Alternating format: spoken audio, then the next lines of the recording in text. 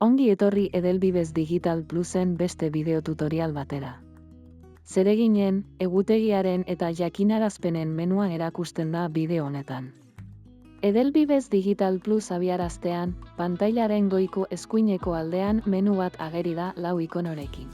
Zereginak, egutegia, jakinarazpenak eta erabiltzailearen profila. Aurrez ikastalde bat sortu baduzu ageri dira tresna horiek.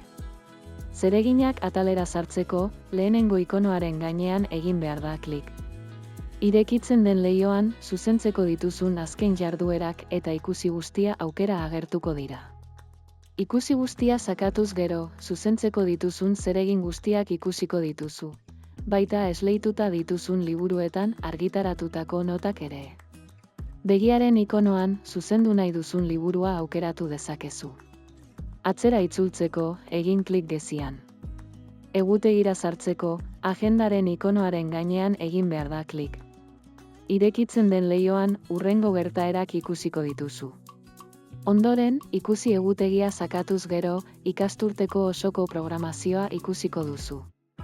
Begiaren ikonoa sakatuta, liburu bateko gertaerak ezkuta ditzakezu egutegitik. Era berean, asteka edo hilabeteka biztaratzea aukeratu dezakezu. Irakasgai bakoitzari dagozkion eskolak zer egunetan eta ordutan dituzun ager daiteke egutegian. Horretarako, ezkerreko aldeko ezarpenak ikonoan, irakasgai bakoitzaren ordutegia gehitu beharko zenuke hiruhilekoka. Atzera itzultzeko, egin klik gezian. Jakinarazpenak atalera sartzeko, egin klik kanpaiaren ikonoaren gainean. Zure ikasleek horman egindako iruzkinak eta argitalpenak agertuko dira hor. Hori posible izan dadin, lehenik hori ahalbidetzen duten baimenak konfiguratu behar dituzu horman. Hurrengo tutorialera arte.